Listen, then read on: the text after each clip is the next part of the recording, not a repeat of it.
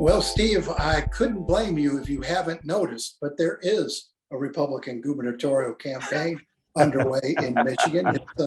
It's struggled to find its feet. It's certainly, we've talked before about the troubles half the field had in actually getting on the ballot, and we're still left with 5 candidates. And, they're still trying to put this thing together with just 2.5 weeks left before the August 2nd balloting. No sign that any of them have a true statewide organization, which is an unusual thing. Not much money being spent in get out the vote efforts, although just this week we have seen some flyers and some text messages, emails go back out to absentee ballots, but it got off to a really late start. Only one candidate, Kevin Rinke, has real money, and he seems to be spending most of it to tear down Tudor Dixon. Yeah. My view of this is it's a race just waiting for Donald Trump to enter.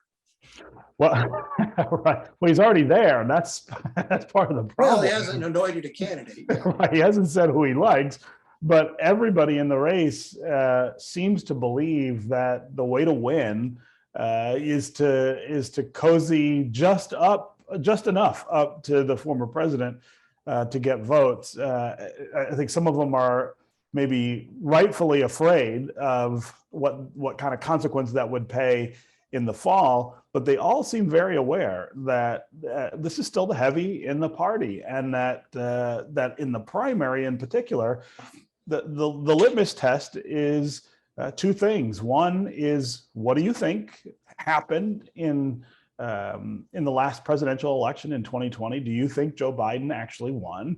And then the question is, do you support Donald Trump, which becomes, I think, harder and harder to do as we watch, the noose tighten around him and his inner circle in these hearings in Washington. We still haven't heard from Merrick Garland at the Justice Department, but anybody who knows Merrick Garland and the kind of prosecutor he was, for instance, with the Oklahoma City bombers and some other high-profile cases, you can't believe that he's not going to do anything there. I mean, it is a treacherous kind of path to have to walk. Nobody has been able to come out and say, here's who I am and what I'm really about, yeah.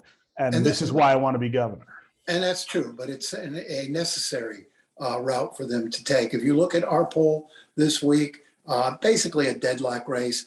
Tudor Dixon was leading with 19, but everybody else in the race except for Ralph Reban, is at 12 to 15. So basically, it's within the margin of error. You got to believe Trump's coming in. Now, we're taping this in advance, but time it airs, Donald Trump may have already made his pick, but whoever that is, Donald Trump's going to be able to say he decided to the Michigan race, and his ego. That's a big thing for him.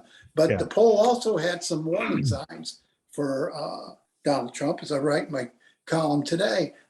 His approval rating among Michigan Republicans still strong at 76%, but it's dropped 8 points in the last 2 months. I assume because of the high coverage of the January 6th hearing. And also in a head-to-head matchup, and this is what astonished me in this poll, in a head-to-head matchup with Florida Governor Ron DeSantis, Trump is up only 45 to 42 within the margin of error. It shows a real weakening of what we assumed was solid support in Michigan for the former president. You got to believe, Ron DeSantis doesn't enjoy near the name recognition as Donald Trump.